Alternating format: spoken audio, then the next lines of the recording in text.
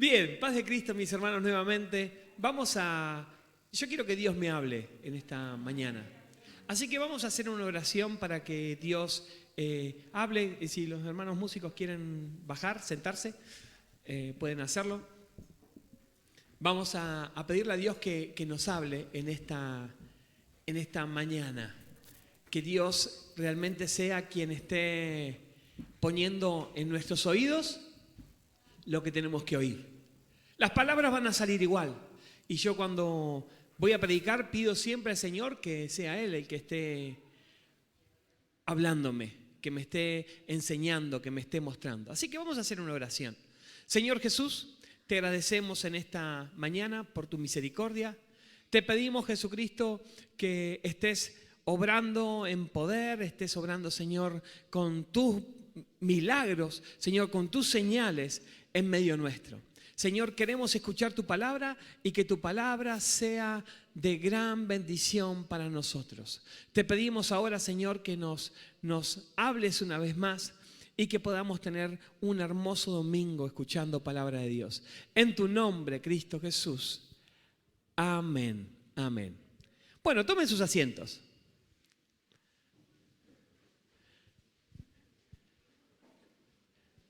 Hay algunos sentados ahí, por aquí adelante hay algunos lugarcitos. Digo, hay algunos en la puerta.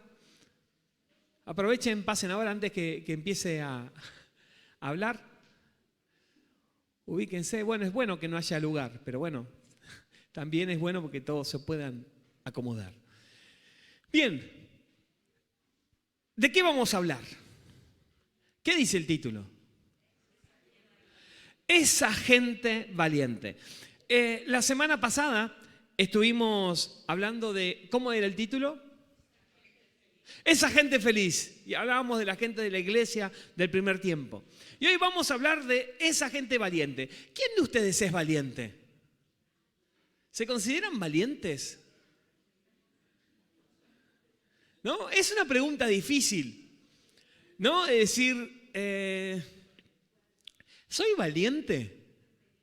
No sé, ustedes, ¿cómo lo ven ese tema, ¿no? Es decir, ¿se consideran valientes o no? ¿Qué define el ser valiente? ¿No? ¿Qué los hace ser valientes? ¿O cuántos de ustedes quisieran tener más valentía? Y a ver, voy a ser más específico. ¿Cuántos de ustedes necesitan más valentía para enfrentar el día a día? Porque la verdad que ser valiente, salvarle la vida a alguien así, eso, no sé si nos va a pasar alguna vez en la vida, o si alguna vez le pasó, o si yo una vez le salvé la vida a una persona. ¿Cuántos le salvaron la vida a alguien? Yo no le salvé la vida a nadie, creo. Pero nos acordaríamos, pero quiere decir, no estamos hablando de esa clase de valentía, estamos hablando de la clase de valentía que se necesita para vivir. Para vivir hay que ser muy valiente. Para vivir como corresponde hay que ser valiente. Para vencer una adicción hay que ser muy valiente. Para vencer un fracaso hay que ser muy valiente. Para vencer la tristeza hay que ser muy valiente. Para vencer todas esas cosas que a veces nos tienen atados y no nos dejan avanzar, hay que ser muy valientes. Entonces, ahora que entendieron de qué vamos a hablar, ¿cuántos necesitan ser más valientes? Gloria a Dios. Hay algunos que no, ¿eh? Hay algunos que ya son suficientemente valientes. Yo necesito ser más valiente. Yo necesito poder enfrentar las situaciones de mi vida con mayor valentía. Necesito ser más valiente. La palabra valiente es una palabra que viene del latín y que significa fuerte que no tiene miedo. ¿Entienden? Es una palabra que es valiente y viene de la misma palabra que valor, por ejemplo, valeroso, valiente. Son todas palabras que vienen de la misma raíz y significan esto: alguien fuerte que no tiene miedo frente a una determinadas circunstancias. Lo contrario a valiente, ¿qué es? Cobarde, esa la sabemos. Ese es el antónimo. El antónimo es cobarde. Y de todos modos, yo soy valiente para algunas cosas y cobarde para otras. Por ejemplo, soy bastante valiente para hablar en público. ¿Cuántos tienen miedo de hablar en público? No, muchos, es difícil hablar en público. Pero yo soy bastante valiente, ya aprendí, ya no tengo miedo de hablar en público. Pero soy bastante cobarde para meterme en una jaula con un león. ¿No? ¿Cuántos de ustedes se meterían en la jaula con un león? ¿No? Paso.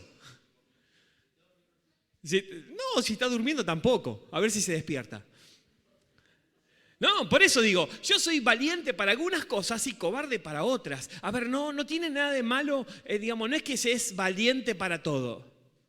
No, el tipo más fuerte del mundo podrá ser muy valiente peleándose, pero a lo mejor tiene que dar un examen y está que le tiemblan las rodillas, ¿no?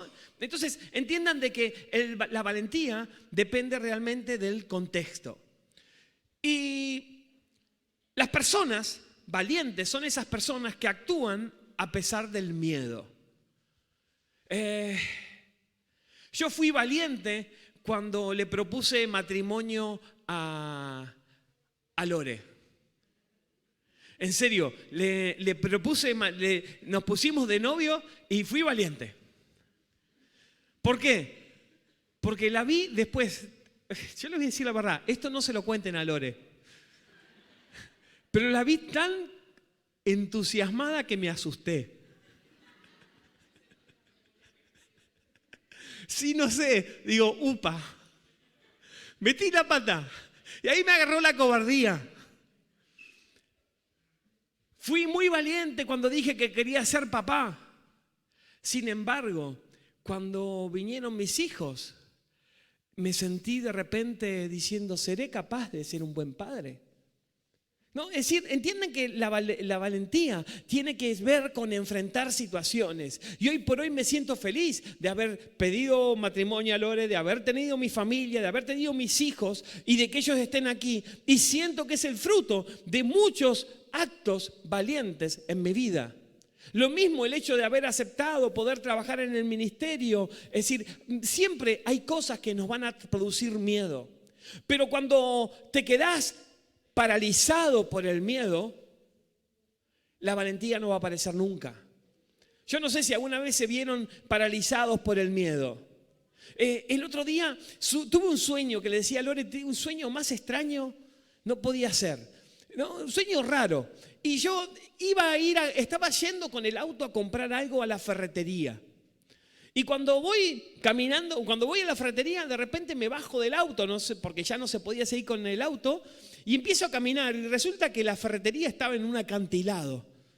Y había un caminito chiquito así, y en el sueño me paralicé del miedo, ¿no? Del acantilado. Ay, me desperté, pero me quedé diciendo, mira, tuve miedo en el sueño, ¿no? Pensaba eso. Pero me quedé paralizado porque las alturas no me gustan. Yo no sé a cuántos les gustan las alturas, a mí no. ¿No? Es decir, tengo vértigo, me he acostumbrado. En un momento cuando nos casamos vivíamos en un piso 12 y el balcón no tenía balcón, era la reja nada más. Y al principio ni miraba, me costaba, miraba por la ventana, pero si miraba abajo me hacía impresión. Después con el tiempo me acostumbré y ya no me producía nada, ya uno estaba más acostumbrado. Pero quiero decir, al principio hay ciertas cosas que te producen miedo y uno tiene que vencerlas, ¿no? Es decir, hacer cosas para vencerlas, para sentirse bien. Y quiero decirles que en esto, ser valiente se aprende a la fuerza. No aprendes a ser valiente en un curso. Te vamos a dar un curso para que seas valiente cuando tengas que hacer algo difícil, cuando tengas que dar un examen. No, ser valiente se aprende a la fuerza. Y a veces son los instantes en los cuales tenemos dos opciones: o avanzar o quedarnos, o frenarnos, o paralizarnos. Y la vida se trata de avanzar. La vida exitosa es la vida que avanza, que da el próximo paso. ¿Cuántos de ustedes tuvieron miedo? A ver, hay muchos de ustedes que llegaron a la iglesia hace relativamente poco.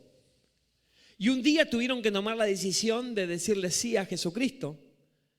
decirle sí al bautismo. Fue un acto valiente ese, ¿verdad? Fue para algunos dejar años y años de tradiciones para adquirir una nueva realidad. Eso es un acto de valentía. Y yo quiero decirles que la clave no está en ser osados. No, porque algunos piensan de que para ser valiente hay que ser osado. Sí, hay que ser osado, pero no está la clave ahí. La clave es en poder manejar el miedo y la incertidumbre, poniendo fe en algo superior. Y aceptar, por otro lado, que los días malos también son días.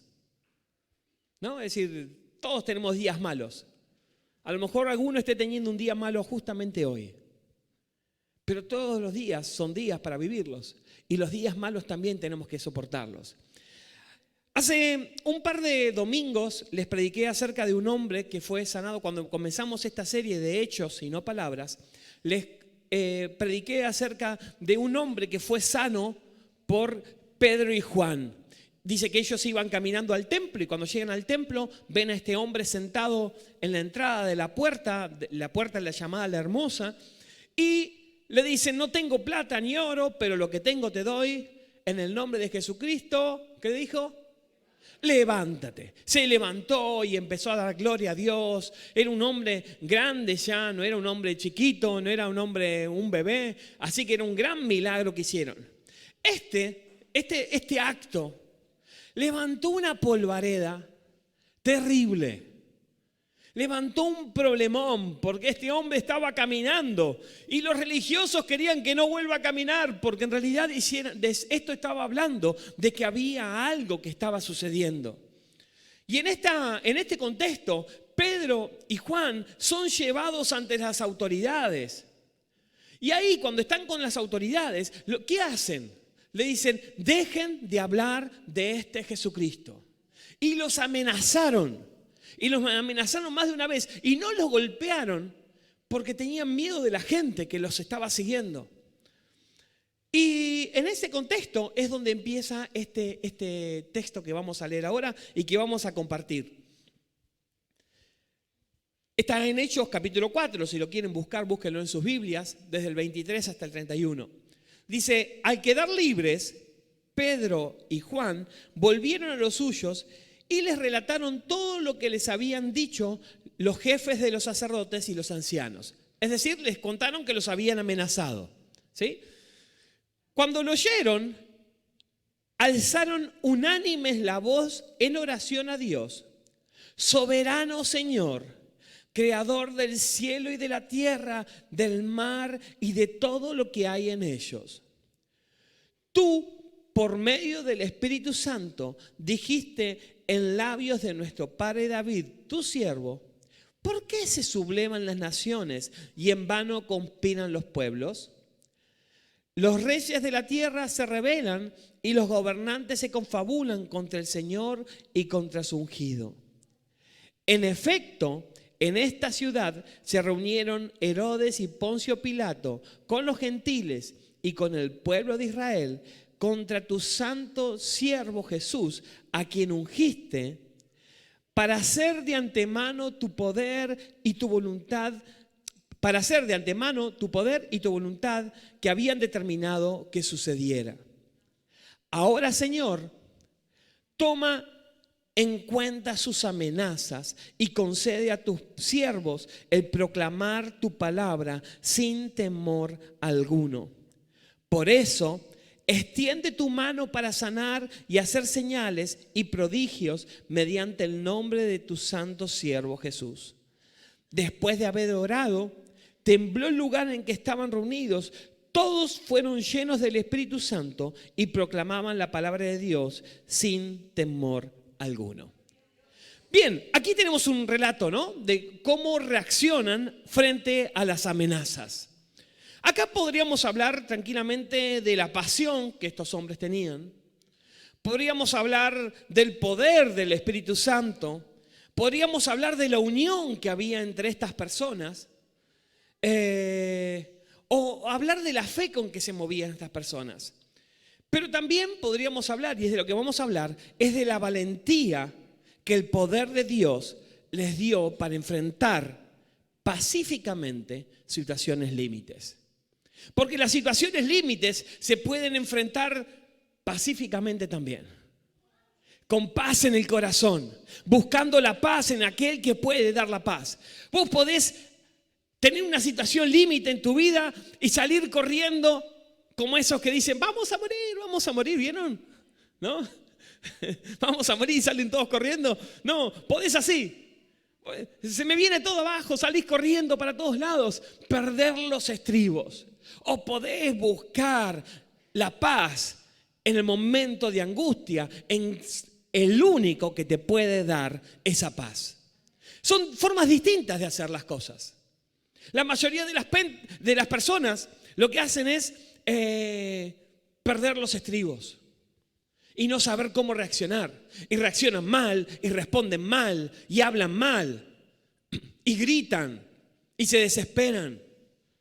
Pero hay otros que han aprendido el secreto de ser valientes en situaciones límites. El valiente no pierde los estribos. Y para esto, yo quiero tomarles y explicarles algunos conceptos que este pasaje nos va a dar.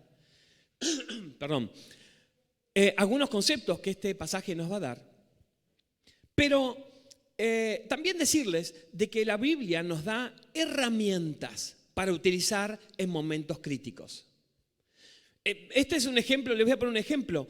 Un soldado se prepara para pelear en una guerra. Si mandan a una persona sin preparación a una guerra y le dan un fusil y le dicen anda a la guerra, lo más probable es que esa persona, ¿cómo termine? Muerta, exactamente. Termina muerta porque no tiene preparación. Si vas a esperar que haya un incendio en tu vida para comprarte un matafuego, te vas a quemar. ¿No? El matafuego lo tenés que tener antes. ¿Están de acuerdo conmigo eso? Entonces, si vas a esperar que tu vida tenga un problema para empezar a tratar con tu carácter, te vas a quemar. Si vas a esperar que tu vida vengan las situaciones límites para empezar a ejercer el dominio propio, vas a perder, no vas a poder vencer. Entonces la valentía comienza mucho antes, preparando tu vida para esas situaciones límites. Porque te aseguro que los problemas van a venir. El pastor nos profetizó que van a venir problemas. No, vivimos en esta tierra. A ver, la boleta de la luz va a venir el mes que viene, ¿eh? Y si no pediste el subsidio, ¿no? Es decir, a ver, entienden de que las situaciones van a suceder. Los problemas pueden venir. Tu salud puede desmejorar, pero eso no implica que nosotros no tengamos un plan para esos momentos difíciles. Y de eso es lo que quiero que hoy hablarles. Y entonces, la valentía, como dijimos antes, es quien entiende cómo manejar esas situaciones límites. Un verdadero valiente está preparado. Nosotros cuando éramos chicos había una serie en la tele que era MacGyver, que era un tipo que todo lo sabía resolver. No sé, los más chicos no la habrán visto, pero MacGyver, si no la vieron en la serie, la vieron en Los Simpsons, porque están enamoradas las hermanas de Marge, están enamoradas de MacGyver, creo que lo secuestran, algo de eso. ¿Sí o no? Bueno, y ese MacGyver era un tipo que vos le dabas un clip, un hilo y un poquito de plasticola y te fabricaba un avión. Todo increíble, ¿no? Pero nosotros tenemos que ser como ese MacGyver, ser preparados para las situaciones que nos van a venir, tener herramientas. Muchas herramientas en tu bolsa. Y esas herramientas tienen un secreto de cómo se consiguen. Y vamos a verlo porque están en este pasaje que acabamos de leer. Y dice el primer texto, decía que cuando oyeron las amenazas, dicen, alzaron unánimes la voz en oración a Dios. Y el primer punto que vamos a ver aquí es que ellos ejercieron la fe. Dice el libro de Romanos, la fe es la certeza, Hebreos, la fe es la certeza de lo que se espera, la convicción de lo que no se ve. Y ellos empezaron a clamar y dijeron: soberano Señor, creador del cielo y la tierra, del mar y de todo lo que hay en ello. Ellos no oraron en un espacio vacío. Entonces, el primer punto para sobreponerte a una situación límite es actuar en fe y saber en quién tenés fe. Ellos no hablaron en un espacio en vacío, sino que se fueron al mismo oído de Dios. Dice en Hebreos 11:6, dice: en realidad, sin fe es imposible agradar a Dios, ya que cualquiera que se acerca a Dios tiene que creer que Él existe y que recompensa a los que lo buscan. El que se acerca a Dios tiene que creer que existe. Y esta gente se acercó a Dios. La primera herramienta es empezar a acercarte a Dios.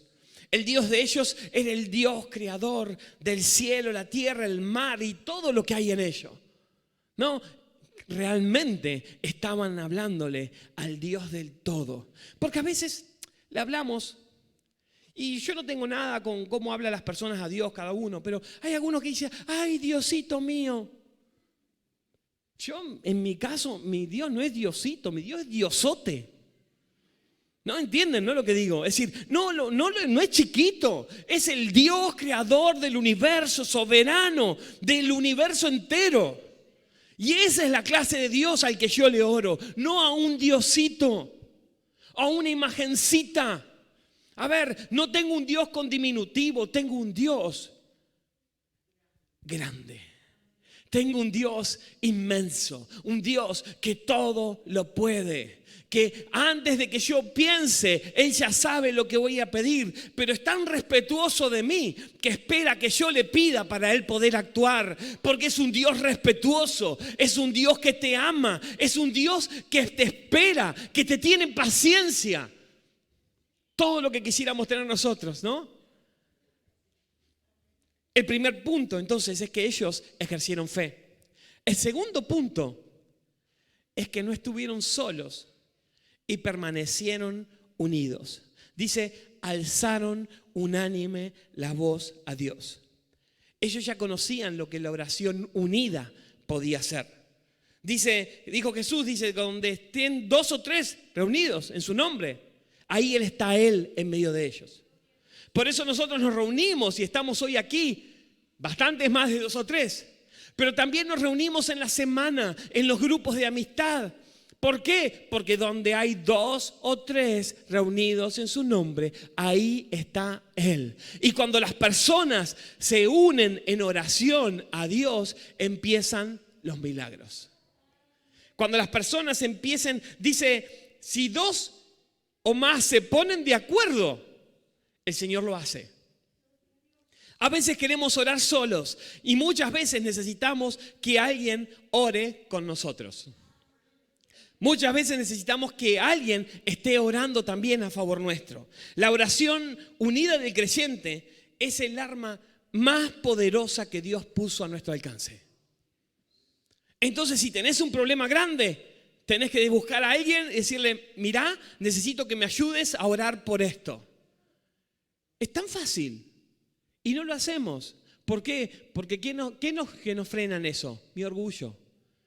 Ay, no le voy a andar diciendo que ore por mí a ver si todavía piensa que ando re mal. Y no es que ando re mal, tengo un problemita. Sí, está bien, pero ese problemita, si vos no lo solucionás, se va a hacer un problemón. Entonces tenés que buscar compañeros de oración. Y tienen que ser esas personas con las que te reunís en la semana, que te conocen, que ya saben que no sos perfecto. ¿O cuántos perfectos hay acá, aparte de mí? Uno, Seba. Intentó levantar la mano. No, a ver, ninguno somos perfectos. No somos perfectos. Lo que somos personas imperfectas, pero que vivimos en un pueblo perfecto que se llama la Iglesia de Jesucristo. Por más pequeño que sea el grupo de los que oran, tiene una espada gigante para vencer en medio de los problemas. El tercer punto que podemos sacar de este pasaje es que ellos se basaron en la palabra de Dios. Muchas veces, dice el libro de Santiago, que a veces pedimos y no recibimos porque pedimos mal. Y ellos saben que se basaron en el Salmo 2. Ese texto que leímos hoy, dice, por medio del Espíritu Santo, dijiste en labios de nuestro padre David, tu siervo, y lo que hicieron fue empezar a recitar el Salmo 2. ¿Y por qué se hace esto? Porque muchas veces cuando no sabemos cómo pedir, la mejor forma de pedir es abriendo nuestra Biblia y diciendo, ¿qué dice la Biblia acerca de esto? Y luego orar sobre esa palabra, porque esa es una palabra perfecta. No, cuando estás teniendo un problema, una necesidad económica grande y vas a la Biblia y la Biblia te dice, porque no he visto justo desamparado ni su descendencia que mendigue pan. Podés orar esa palabra. Señor, tu palabra dice que yo soy justificado por la fe en Jesucristo. Y tu palabra también dice de que no, mi descendencia ni mi familia va a tener necesidad de pan. Y el alimento va a estar. Entonces vos podés pedir libremente porque estás pidiendo conforme a la palabra de Dios. Por eso es que tenés que leer la Biblia. Porque cuando tenés la Biblia tenés herramientas en tu vida para poder orar mejor y poder pedir mejor. A ver, si estás necesitando algo en tu vida en particular, fíjate qué dice la Biblia al respecto.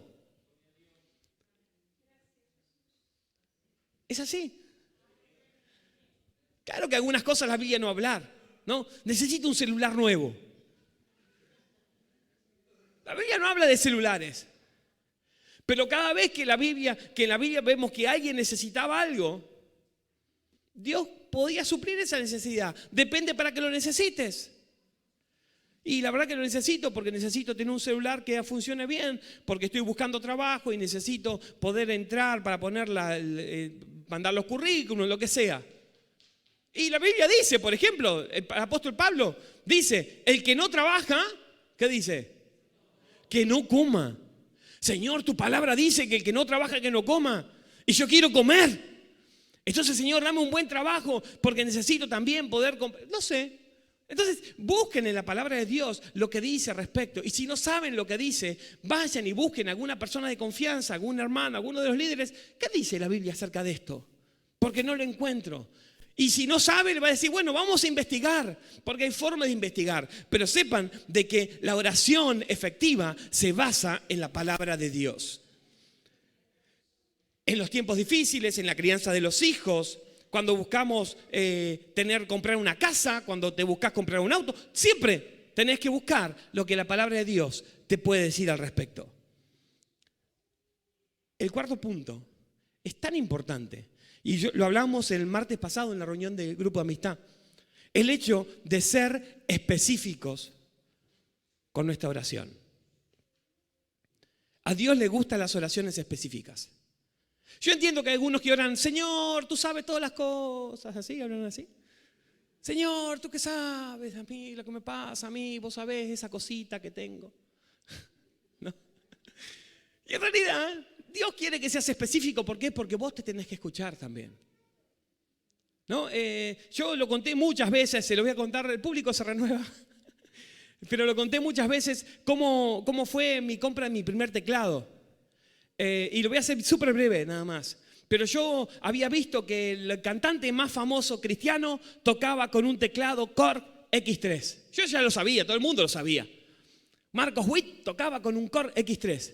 Y un día yo pidiéndole a Dios, Señor, necesito cambiar el teclado prestado que tengo, un Casio re berreta. Era casi no era de juguete. Y yo tocaba con eso en la iglesia. Y cuando le pido a Dios así, siento en mi interior que me dice, ¿qué teclado querés? ¿Y cuánto cuesta? Yo en ese tiempo había leído un libro que después no me gustó tanto por otras cosas, pero un libro que se llamaba La Cuarta Dimensión, donde hablaba de esto, de visualizar lo que uno estaba pidiendo. Que esa parte está bien, lo que no está bien hay otras cositas ahí que no están tan bien. Pero quiere decir, de visualizar lo que estaba pidiendo. Entonces yo le dije, Señor, entonces yo quiero un teclado Korg X3. Y enseguida Dios me dice, ¿cuánto cuesta? Entonces dije, mañana voy y averiguo. Me fui a mi trabajo, estaba ahí con mi socio y digo, voy a hacer un trámite, vengo. Estábamos ahí en Suipache, Perón, en Capital. A 4 cuadras está las calles donde venden todos instrumentos musicales, Talcahuano. Me fui a una casa que se llama Dayan, que son creyentes, y me fui ahí y le dije, mostrame el Core X3. Me lo mostró, toqué un poquitito, y dijo, ¿cuánto cuesta? Y me dice, $1,900. Ok, listo, ya sé cuánto cuesta. A ver, yo estaba simplemente obedeciendo a Dios. Porque yo era un adorador y mi ministerio estaba en la música. Y yo quería adorar a Dios con mayor excelencia. Y la palabra de Dios me refrendaba para poder hacer yo ese pedido. ¿Por qué? Porque yo quería hacerlo con excelencia. Y entonces vuelvo a mi oficina y lo escucho a que era mi socio, enojado. Había cortado con alguien y estaba enojado. Digo, ¿qué te pasa? Dice, no, que estos del banco son unos chorros, porque había pedido un crédito y él quería devolver la plata que le había sobrado para no seguir pagando intereses. Y el banco, si devolvía la plata que le habían dado, le cobraban una multa que era mejor no devolver la plata. Funcionan a veces así los intereses. Y le cobraban más intereses que si pagaba las cuotas. Y digo, ¿y de cuánto es esa plata que te sobró? $2,000, ¿a vos te parece? Y le digo, si yo te pago la cuota, ¿me los das? Sí, claro, me resolvés el problema. Digo, bueno, buenísimo, listo. ¿Cuándo querés la plata? Digo, ahora. Eso fue el lunes. El martes yo tenía el teclado en mi casa. A ver, hermanos, yo sé que muchos lo conocen esta historia. Mis hijos, perdón, lo escucharon 15.000 millones de veces. Pero quiere decir, entiendan, hermanos, sé específico con lo que necesitas, te abre las puertas del cielo también. No, es decir, si querés algo, ponele lujo de detalle a Dios lo que querés. Entonces, cuando venga el testimonio, lo vas a poder contar, porque solamente Dios hace cosas así. No, querés un trabajo nuevo. Bueno, ¿de qué querés trabajar? Ay, de piloto de avión, pero si no sos piloto de avión. Sé realista. ¿No? Decir, ay, sí, no sé, a lo mejor estás más cerca de lo que eras cuando eras chico, que querías ser basurero. No sé, casi todos los chicos queríamos ir veíamos que los tipos corriendo atrás del camión y nos parecía genial eso. Después con el tiempo nos damos cuenta, igual cobran bien, ¿eh? Bien, fueron específicos en su oración. Tu oración no puede ser una repetición de cosas vacías, tiene que ser una oración contundente, específica. Y por último, el último punto es, ellos tenían la motivación correcta. Ellos pidieron, Señor, extiende tu mano para sanar y hacer señales y prodigios mediante el nombre de tu santo siervo Jesús. Estaban más interesados en el honor a nuestro Dios que en su propio beneficio. Ellos podrían haber dicho, Señor, nos están amenazando, tenemos miedo de que nos hagan cosas, de que nos lastimen. Ellos estaban más interesados en el honor de nuestro Señor Jesucristo. Esa es una característica de las vidas llenas del Espíritu Santo. Si el nombre de Jesús no recibe preeminencia en tus peticiones, no vas a ver las señales y los prodigios.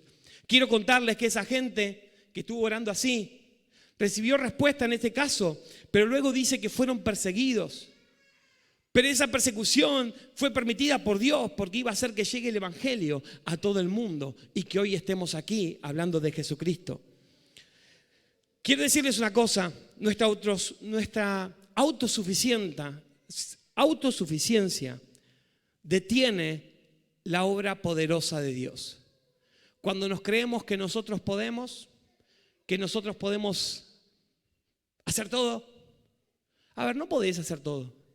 Decirle que tenés al lado, no podés hacer todo. Pedirle ayuda a Jesús. ¿Estás estresado? Desestresate con Jesucristo. A ver, y yo hablo una estresada, ¿no? Es decir, estábamos a veces estresados. La conclusión de esto es que después de haber orado, tembló el lugar en que estaban reunidos. Todos fueron llenos del Espíritu Santo y proclamaban la palabra de Dios sin temor alguno. Proclamaban valientemente. La respuesta de Dios es la reacción de Dios a una oración valiente. Su respuesta incluye también llenarnos de su Espíritu Santo para poder vivir vidas renovadas. ¿Cuántos necesitan ser renovados por Dios? Yo necesito ser renovado. Yo necesito tener más valentía en mi vida. Todos necesitamos valentía para enfrentar nuestras situaciones diarias. La gente que vive hechos y no palabras es gente valiente. Es gente que sabe que necesita confiar en el poder de Jesucristo para sobrevivir a las situaciones que se presentan. Y les recuerdo cómo es esta fe valiente, para que se lo tengan acá en su cabeza. Primero tienen que ejercer la fe. El segundo, unirte a otros en oración. El tercero, tener la palabra de Dios como guía para tu vida. Cuarto, ser específico en lo que pides. Y quinto, tener la motivación correcta. Con estos puntos, te aseguro que podés llegar a tener respuestas del Dios que ve hechos y no palabras en nuestras vidas. ¿Y somos valientes en quién? Dice ahí la remera del niño. En Cristo. Ahí está nuestra valentía, nuestra verdadera valentía. Vamos a ponernos de pie y vamos a orar por todos aquellos que necesitan hoy ser valientes para enfrentar situaciones. Vivimos este tiempo tan difícil, tan complicado. Uno prende la tele y ve solo malas noticias. Si hay un ministro de Economía viejo, porque es viejo. Y si hay uno nuevo, porque es el nuevo. Y si habla este, porque habló este. ¿No? Las noticias políticas son un desastre, la economía es un desastre. Mirá, en noticias internacionales hay problemas acá, que guerras allá, que inundaciones allá, que problemas de levantamientos sociales en Kenia. Ayer estaba mirando un noticiero, no sé de dónde enganché, problemas en Kenia, problemas de inundaciones en Estados Unidos con muertos. Es decir, la Biblia ya anunció estas cosas. Dijo que en los últimos tiempos va a haber guerras, rumores de guerras, hambres, pestes. Estamos viviendo el último tiempo y nuestro Señor Jesucristo simplemente quiere que seamos esa gente valiente que sabe cómo vivir.